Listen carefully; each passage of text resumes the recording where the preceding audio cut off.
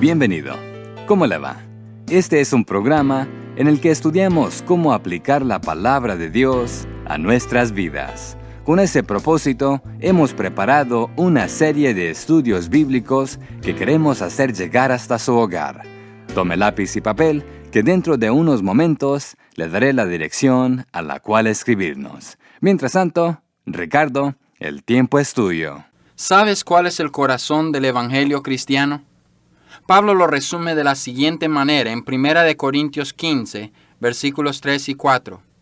Dice, que Cristo murió por nuestros pecados conforme a las Escrituras, y que fue sepultado y que resucitó al tercer día conforme a las Escrituras. La muerte, sepultura y resurrección de Cristo es el tema central del evangelio. Si quieres saber por qué es tan importante la muerte y resurrección del Señor Jesús, es porque son las pruebas de que Él es el Salvador que Dios ha provisto para el hombre pecador. Jesús murió en el lugar de nuestros pecados, fue sepultado y resucitó, venciendo a la muerte. El poder de Jesucristo es lo único que nos puede salvar. Yo no podría predicar el Evangelio sin declarar lo que Jesucristo sufrió por nosotros. Pablo dijo que Cristo murió por nuestros pecados de acuerdo a las Escrituras. La palabra por, en este caso, indica que Jesús murió debido a nuestros pecados. Jesucristo no murió por causa de sus pecados, murió debido a nuestros pecados. Primera de Pedro 2:22 nos dice que Jesús no hizo pecado ni se halló engaño en su boca. Fueron los pecados nuestros que hizo que Jesús fuera al Calvario. 7 siglos antes de que Jesucristo padeciera el dolor de la cruz, el profeta Isaías escribió, «Ciertamente llevó él nuestras enfermedades y sufrió nuestros dolores, y nosotros le tuvimos por azotado, por herido de Dios y abatido. Mas él herido fue por nuestras rebeliones, molido por nuestros pecados, el castigo de nuestra paz fue sobre él, y por su llaga fuimos nosotros curados. Todos nosotros nos descarriamos como ovejas, cada cual se apartó por su camino, mas Jehová cargó en él el pecado de todos nosotros». El sufrimiento vicario de Cristo para el pecador es enseñado a través de toda la Biblia. Es mostrado en el principio cuando Dios mató los animales para proveer vestimento para Adán y Eva. Es hecho más claro cuando Abel ofrece más excelente ofrenda que Caín al sacrificar un animal sobre un altar como confesión de pecado y la petición de perdón. Es visto en cada cordero y ternero que fue ofrecido sobre los altares del pueblo de Dios en tiempos del Antiguo Testamento. Es manifiesto perfectamente en el Nuevo Testamento cuando Jesús es llamado el Cordero de Dios que quita los pecados del mundo. La muerte de Jesucristo de parte del pecador no es ningún accidente, ni algo que se pensó a última hora. En Apocalipsis capítulo 13, versículo 8, encontramos que Jesús es el Cordero que fue inmolado desde el principio del mundo. Cristo murió por mis pecados, murió por tus pecados. Eso es algo maravilloso. ¿Te das cuenta de lo que implica esta verdad?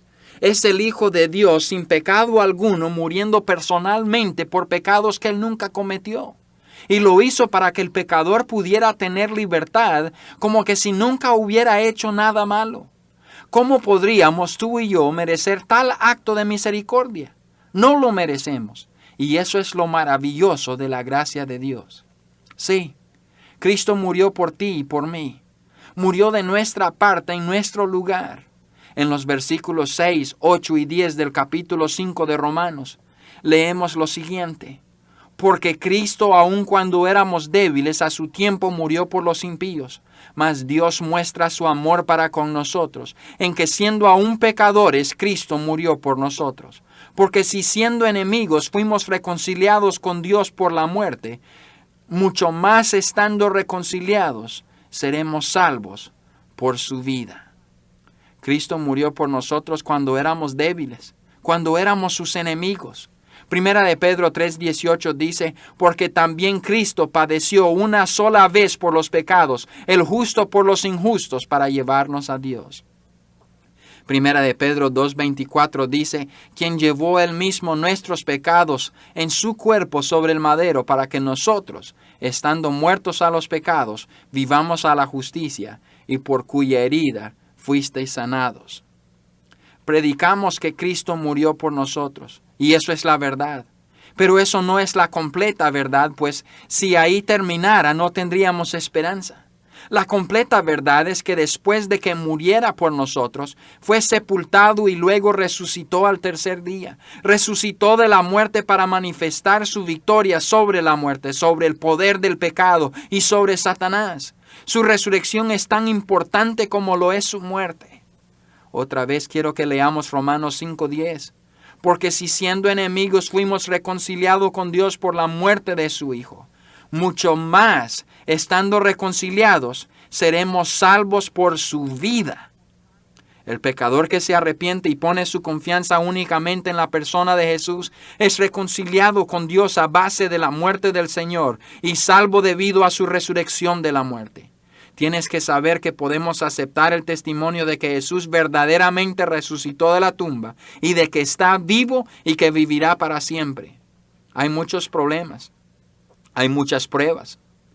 Nosotros podemos ver tantas pruebas en la Biblia que nos aseguran de la resurrección de Jesucristo.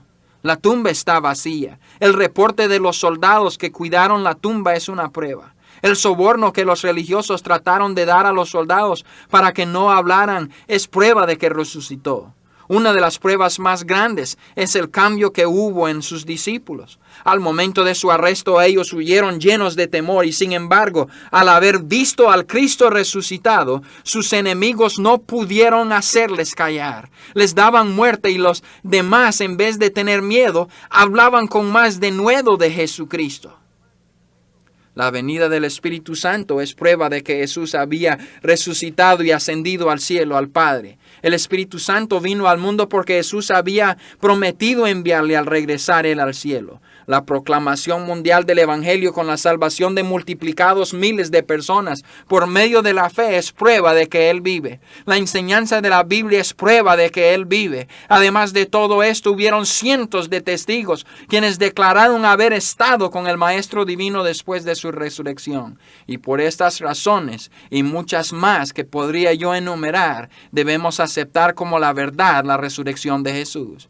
Jesús apareció en unas 13 ocasiones a sus discípulos después de su resurrección. En una ocasión más de 500 personas le vieron. El propio día de su resurrección se reveló a no menos de 16 personas. Este número de testigos, la veracidad del testimonio que dieron y los diferentes tiempos y lugares donde Jesús se les apareció nos confirman el hecho de que podemos aceptar su resurrección como una realidad. Mira. La verdad es que Jesús murió por el pecador y que resucitó de la muerte y hoy vive. Si no es así, la doctrina de la Biblia es falsa y vana mi predicación. Pero no es falsa mi predicación. No es falso lo que la Biblia enseña. Jesús vive hoy y es poderoso para salvar a todo aquel que viene a Él, arrepentido y listo para recibirle en su corazón. Yo te digo esto porque sé que es la verdad. Créeme. Cree en lo que la Biblia te dice. Si tú vienes a Cristo, Él te perdonará y te salvará. Entrará en tu vida y comenzará a vivir su vida en ti. ¿Por qué no vienes a Él hoy? Vamos a orar. Padre, gracias te damos por el estudio de hoy. Pido que tu Espíritu Santo esté convenciendo a muchos en estos momentos de la verdad de lo que hemos estudiado. Padre, confío en el poder de Cristo, quien vive hoy y para siempre, de que este programa tocará el corazón de muchos hoy. Usa este mensaje para tu honra y gloria. Te lo pido en el nombre de Jesús. Amén.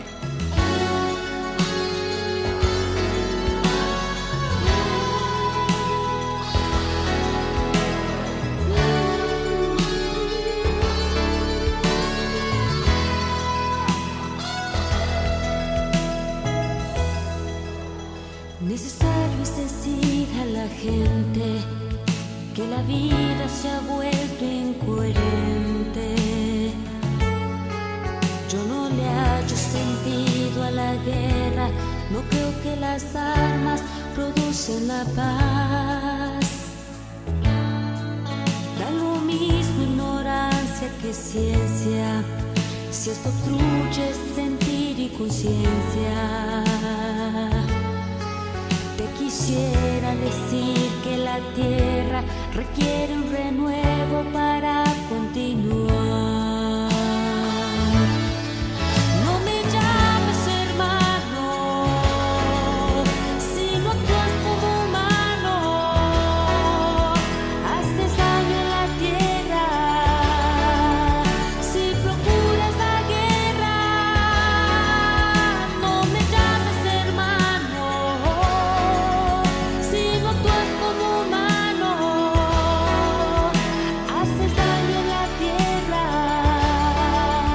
si procuras la guerra.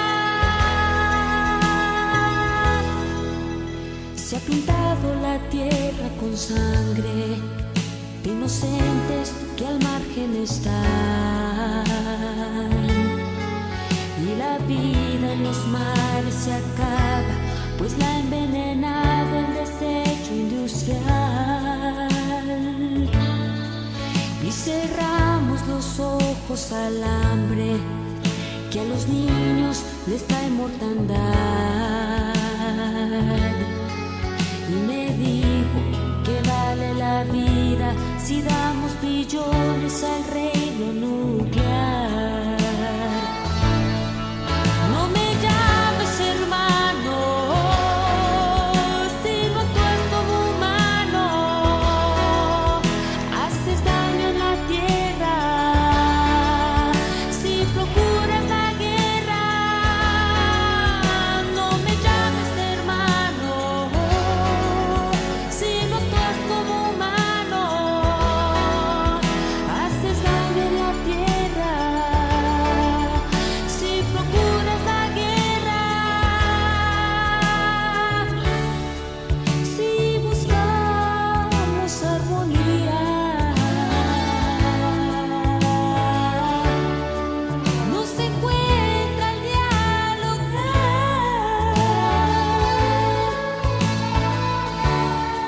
Es preciso en esta vida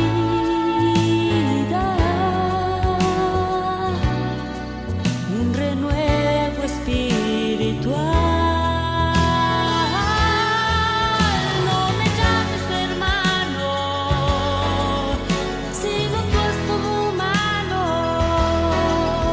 haces daño en la tierra, si procuras la guerra.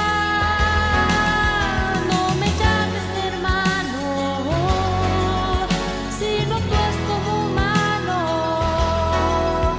haces daño en la tierra, si procuras la guerra.